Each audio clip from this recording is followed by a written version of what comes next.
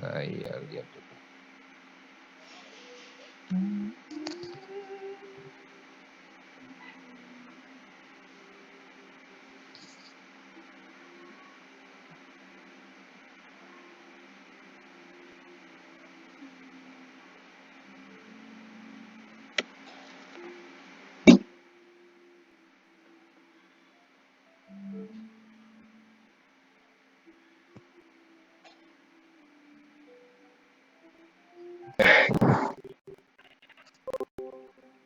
Tentang cleavage ya, tentang cleavage. Ini kita bicara mengapa dia disebut cleavage, mengapa dia disebut segmentasi. Sudah ya, tadi sudah. Kemudian juga mengapa dia disebut cleavage, mengapa dia disebut segmentasi. Kalian sudah paham ini?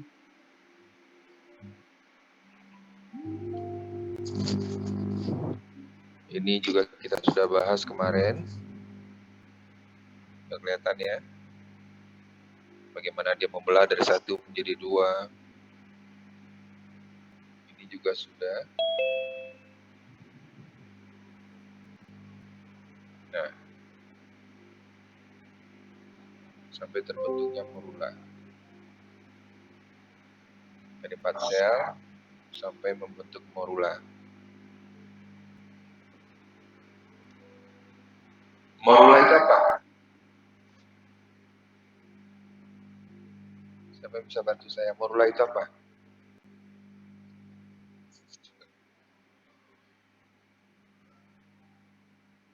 Halo? Morula itu apa? Sebuah sel seperti bola akibat Morula setelah blastula atau sebelum blastula? Sebelum Pak. Sebelum blastula. Mengapa dia berarti morula dulu baru blastula ya? Ya Pak. Iya Pak. Mengapa dia tiba-tiba disebut blastula? Tadi sudah ada jawaban tadi. Ada yang jawab tadi. Mengapa dia berubah dari morula menjadi blastula? Karena tersegmen. Karena pada tahap blastula itu sudah berongga Pak. Nah, karena tersegmen, dia mengalami segmentasi, makanya jadi ini morula nih. Makanya dia jadi morula ya. Makanya jadi morula. 1 jadi 2, 2 jadi sampai 132, kemudian sampai membentuk morula. Begitu ada rongga blastosul, maka dia dinamakan blastula. Selama bola itu kompak dan tidak berongga, dia disebut morula. Oke? Begitu terbentuk rongga di tengahnya, ya rongga itu disebut dengan blastosul, maka dia disebut blastula. Di sini paham? Oke.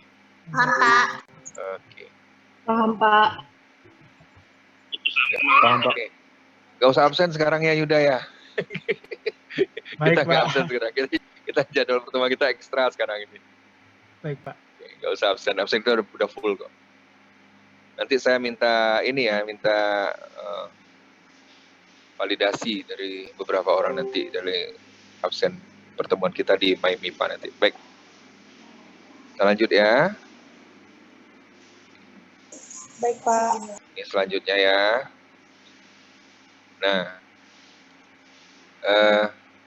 ini animal pole, artinya kutub arah ke anima. Vegetal, kutub arah ke vegeta.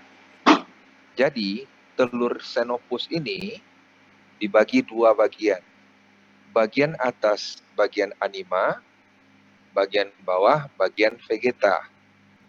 Mengapa? Karena nanti yang akan berkembang untuk membentuk individu itu adalah bagian anima. Dan di sini. Tapi bagian vegeta di bawah ini nanti dipenuhi oleh yolok, dipenuhi oleh pigmen yang akan menjadi bagian vegeta, bukan bagian reproduktif dari individu itu. Arah ke anima disebut animal, arah ke vegeta disebut vegetal. Maka kutub di sini disebut animal pole, kutub arah ke anima. Ini disebut vegetal pole, kutub ke arah vegetal. Jadi pemahaman tentang gambar ini seperti itu ya. Oke, lanjut. Nah, ini pembelahan sel. Ini sudah kita bahas kemarin. Oke. Ini belum ada pembelahan. Ini ada pembelahan pertama. Ini pembelahan kedua. Kalau ini kita, sudut pandang kita adalah dari samping. Yang di atas ini kutub animanya, maka di bawah ini kutub vegeta. Karena pembelahan akan terjadi dari animal ke vegeta. Oke, ini animal, ini vegeta. Tapi kemudian pembelahan berikutnya kita lihat dari sudut kutub vegetal. Ini pembelahan kedua ya. Pembelahan kedua dari sudut kutub vegetal. Mengapa kita berani mengatakan pandangan kita dari sudut vegetal? Karena ada pembelahan yang belum sampai ke vegetal. Karena pembelahan ini arahnya dari animal ke vegetal. Ya. Jadi ini pembelahan pertama sudah selesai. Dan ini pembelahan kedua dari animal ke vegetal. Oke, lanjut. Ini pembelahan ketiga. Pembelahan ketiga berlangsung ekuatorial. Dan karena di bawah banyak pigmen, maka ekuatornya tidak berada persis di tengah, ekuatornya naik ke atas. Menyebabkan sel ini terbagi menjadi sel besar, yang di bawah yang kelihatan makromer, dan sel kecil di atas.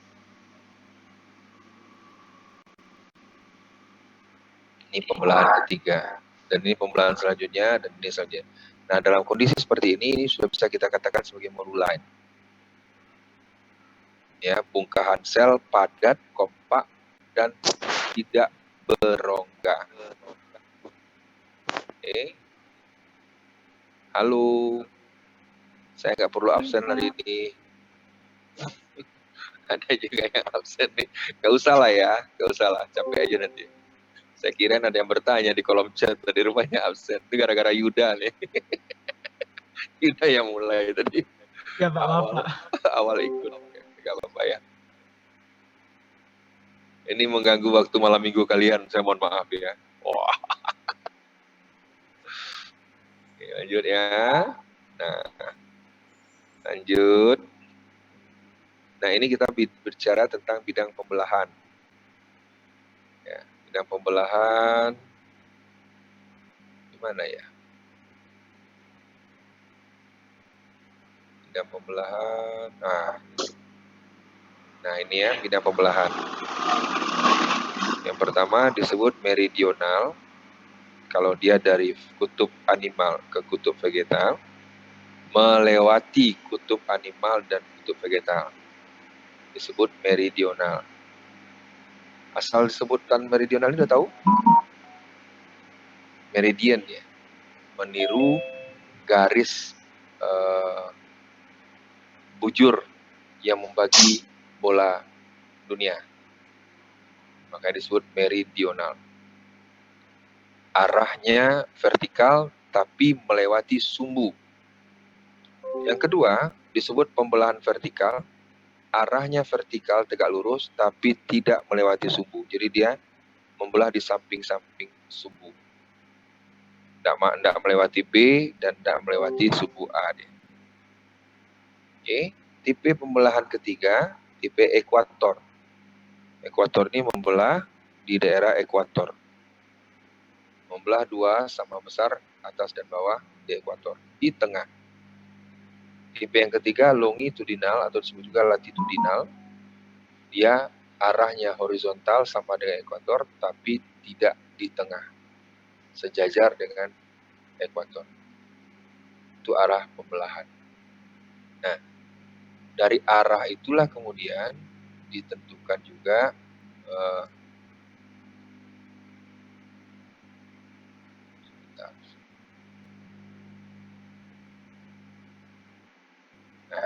sampai di sini tadi ya.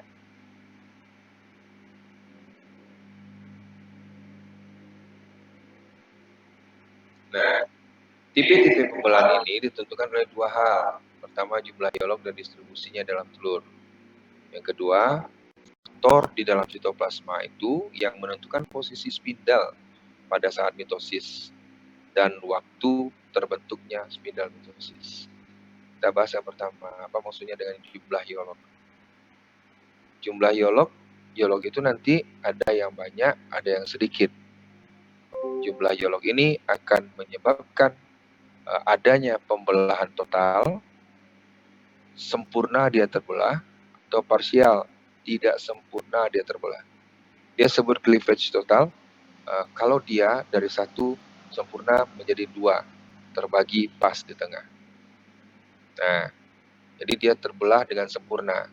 Pembelahan sempurna ini disebut tipe holoblastik. Oke, dia membelah seluruh bagian ovum, zigot. Ya. Kemudian dia membelah sempurna, ada yang equal, sama besar, kiri, kanan, atas, bawah. Ada yang unequal, tidak sama besar. Tadi kita lihat ada yang disebut dengan mikromer, makromer tadi kan. Itu termasuk tipe unequal. Kemudian ada cleavage yang parsial. Parsial ini terjadi karena membelah itu tidak seluruh zigot itu yang dibelah. Hanya bagian tertentu, biasanya bagian atas, bagian dekat kutub anima, yang membelah. Bagian bawah tidak membelah. Artinya, hanya di atas itu yang membelah dari satu jadi dua, dua jadi empat, empat jadi dan yang di bawahnya tetap satu. Bawahnya tetap satu. Mengapa ini terjadi? Karena iolognya sangat banyak dan berada di bawah. Sehingga yang dia mampu dibelahnya itu hanya bagian atas saja. Pembelahan tidak sempurna ini, cleavage partial ini disebut dengan tipe meroblastik. Membelah adalah bagian yang akan menjadi embrio saja, bagian atasnya saja. Itu penentu yang pertama yang kita sebut dengan jumlah dan distribusi iolog. Jumlah banyak, distribusi merata, maka tipe pembelahannya membelah sempurna total atau tipe holoblastik. Tapi jumlah banyak, distribusinya pada satu tempat saja, distribusinya iolognya lebih banyak di bawah, maka dia menyebabkan pembelahan parsial. Tipe pembelahannya disebut tipe meroblastik. Faktor penentu yang kedua adalah faktor dalam sitoplasma. Kita lihat dari posisi spindel mitosis dan waktu terbentuknya spindel mitosis. Nah, faktor ini menyebabkan arah pembelahan menjadi berbeda-beda. Kalau jumlah dan distribusi iolog tadi menyebabkan pembelahan itu berlangsung totally atau parsial, faktor sitoplasma menyebabkan arah dan arah pembelahan itu menjadi berbeda. Di sinilah kita kenal ada meridional, ekuatorial, vertikal, dan latitudinal atau longitudinal. Nah, ini tadi ya. Oke.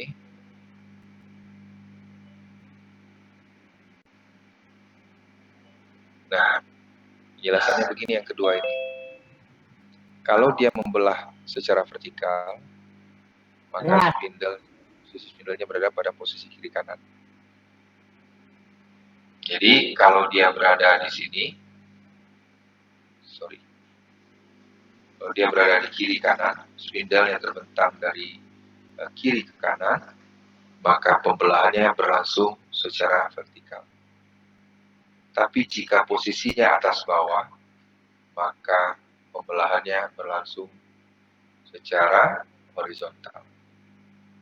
Itu yang menyebabkan arah pembelahan itu menjadi berbeda-beda. Oke, lanjut ya. Nah, ini yang harus kalian pahami juga nih. Skema ini harus benar-benar dipahami. Ya. Skema ini kalau bisa screenshot di screenshot. Mengapa perlu? Karena dari sini nanti kita mengenal. Dari sini kita bisa memahami tipe-tipe pembelahan. Jalur sebelah kiri ini menunjukkan tipe-tipe telur berdasarkan jumlah dan distribusi yoloknya. Nih. Ada tipe telur yang disebut dengan isolesital, ada tipe telur mesolesital, ada tipe telur telolesital, dan ada tipe telur sentrolesital. Isolesital itu apa? Isolesital itu tipe telurnya mengandung yolok yang sedikit. Oke. Maka ketika yoloknya sedikit, mesolesital juga begitu. Yoloknya tidak banyak-banyak amat. Ya. Nah, ketika yoloknya tidak terlalu banyak, ini isolesital sangat sedikit, mesolesital lumayan banyak, tapi tidak banyak banget. Ketika yoloknya tidak terlalu banyak, maka pembelahannya holoblastik. Dia membelah sempurna. Lihat yang di bawah, telolesital dan sentrolesital. Telolesital artinya jumlah yolok di dalam telur itu sangat banyak sekali. Dan tersebar pada arah tertentu. Sentrolesital, jumlah yoloknya banyak, tapi terdistribusi hanya di sentral, di tengah. Maka kondisi keduanya yang sama-sama memiliki yolok banyak menyebabkan pembelahan berlangsung tidak sempurna atau meroblastik. Nah, pembelahan holoblastik ada yang tipe radial, ada tipe spiral, ada tipe bilateral, dan ada tipe rotasional. Nah, dari sana kalian pahami masing-masingnya ya. Kemudian pembelahan meroblastik, ada tipe bilateral, ada tipe diskoidal, dan ada tipe superficial. Bilateral mungkin tidak ada masalah ya. Mungkin bisa dipahami cepat. Tapi yang penting dia meroblastik.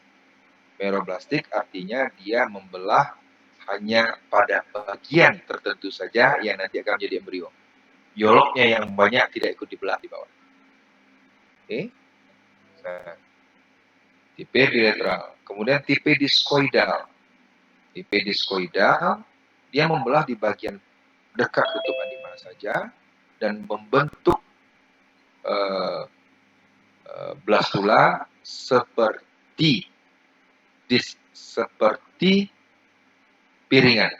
Maka disebut dengan diskoidal. Superficial, karena yoloknya sangat banyak dan berada di tengah, maka pembelahan terjadi di arah luar, di arah permukaan. Maka dia disebut dengan superficial. Untuk telur sentrolesital,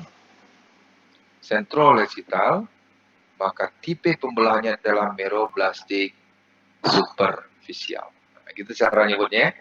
Untuk telur isolesital, maka contohnya ini, untuk hewan-hewan annelida yang memiliki tipe telur isolesital, maka pembelahannya adalah holoblastik spiral. Di situ paham ya? Kita lanjut. Nah, ini arah-arah pembelahan. Kenapa dia disebut radial? Kenapa dia disebut radial? Dia disebut radial karena pembelahannya berlangsung secara tegak lurus, sehingga kalau kita lihat dari atas, point of view kita lihat dari atas, dia seperti pembelahannya seperti jari-jari sepeda, seperti radius. Oke. Artinya apa? Artinya spindle mitosisnya berada di atas, berada di kiri kanan, sehingga pembelahan dari atas. Dia disebut pembelahan spiral. Kenapa? Karena pembelahannya berlangsung seperti arah pembelahannya berlangsung seperti spiral, agak memutar sedikit. Jadi kalau tadi radial itu, pembelahan pertama di sini, pembelahan kedua akan tegak lurus, kemudian begini, maka kelihatan dari atas seperti radial. Kalau spiralnya enggak, pembelahan pertama begini, pembelahan kedua bukan tegak lurus, tapi agak miring sedikit. Nanti diikuti yang lain, maka dia seperti berputar. Oke. Demikian juga dengan bilateral. Bilateral, satu dibelah di sini, ini nanti dibelah ke sini, dan ini ke sini. Selalu dua, tapi miring. Dan demikian juga dengan rotasional. Semua ini sangat ditentukan oleh posisi dari spindle mitosis. Oke, kita lanjut. Kita cepat, lanjut. Oke.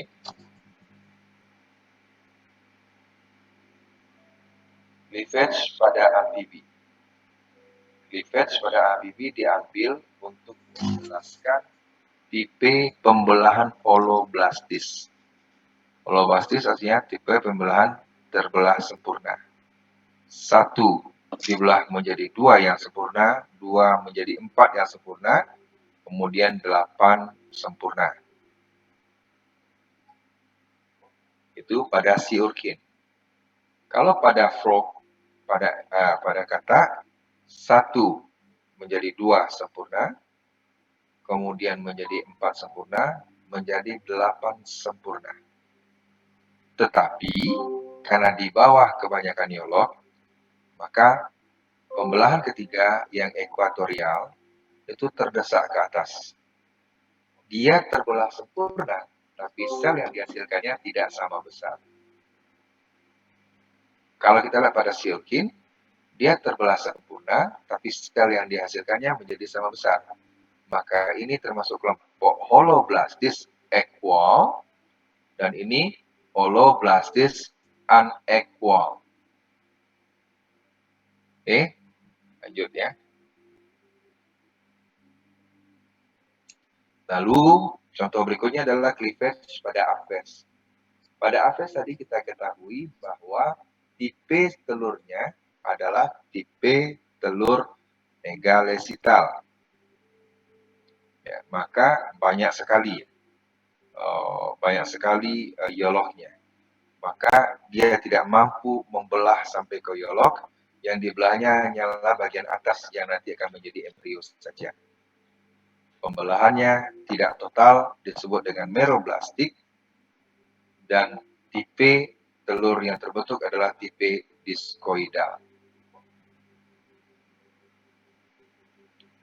Lanjut. Pada mamalia, jadi tadi sea urchin sudah, kemudian frog sudah, aphes sudah. Pada mamalia, caranya khas lagi. Pada mamalia khas. Kenapa? Karena pembelahannya berlangsung rotasional.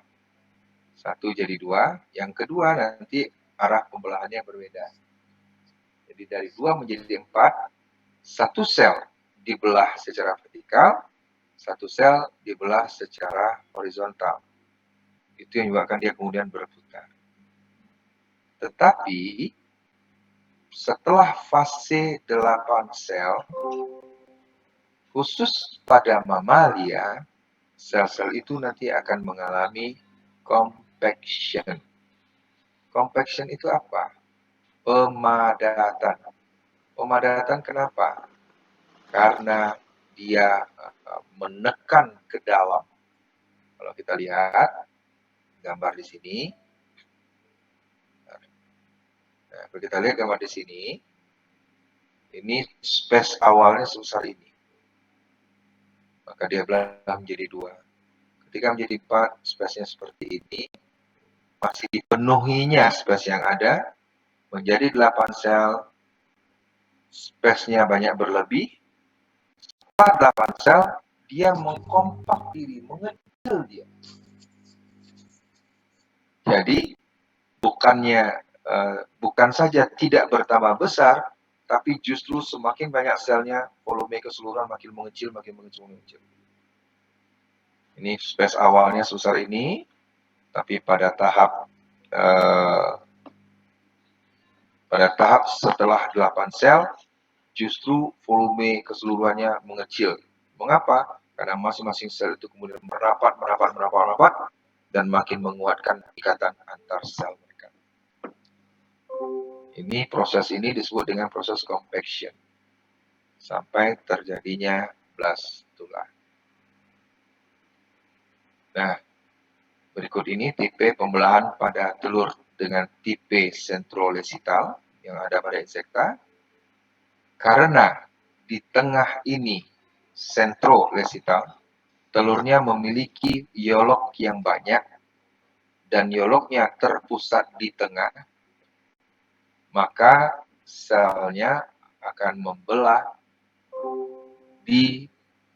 bukan di tengah.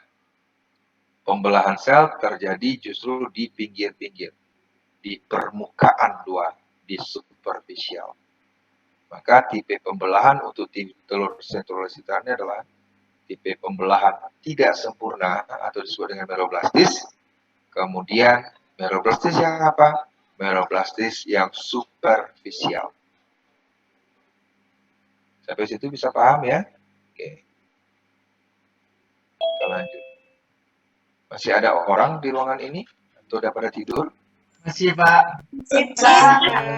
Masih, Pak. Pak, buka kamera lah, saya ingin lihat kamera. Saya sengaja ngomongnya pelan ya, agar kalian bisa nangkep.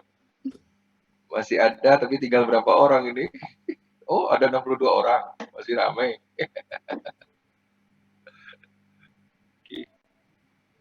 Masih ramai ya, masih ada 62 orang.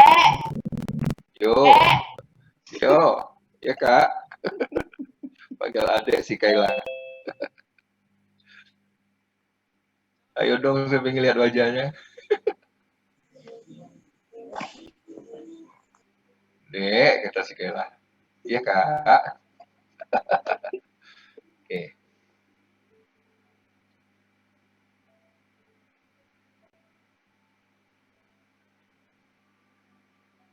Kita lanjut ya. Nah, sekarang khusus pada kata, kita temukan gray crescent. Apa itu gray crescent? Yuk, siapa yang bisa jawab? Silakan.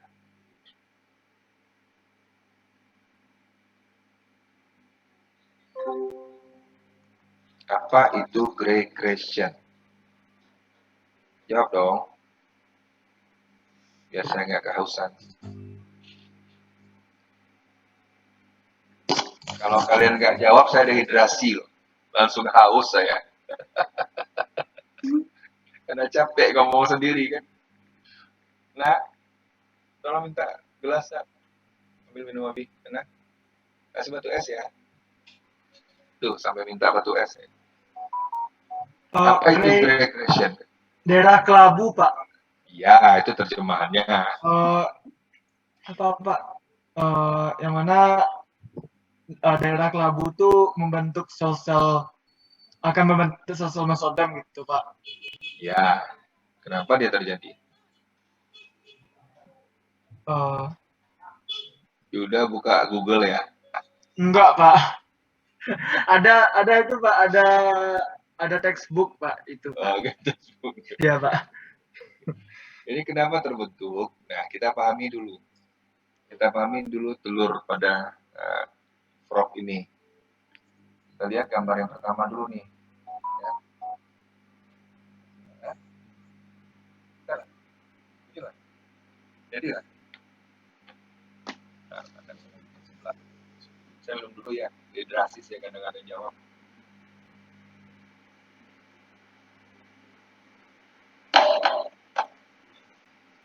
Backsound saya kedengaran nggak ya? Apa, Pak? Kedengar, Pak. Tapi suara Bapak yang lebih jelas, Pak. Ya, karena itu perlu untuk saya, bukan untuk kalian. Jadi saya kalau Iya, ngasih Pak. training, kita ngasih backsound ini. Fungsinya untuk mengalfakan gelombang otak agar gelombang otak menjadi santai dan kalian bisa fokus tapi santai. Oke, lanjut ya. Ya, Pak. Bikin nggak? Recommended. Ya, 2 aja lah bersama. Yang lain udah pada tidur. Oke, kita lihat nih telurnya dulu nih. Pertama sebelah kiri ini.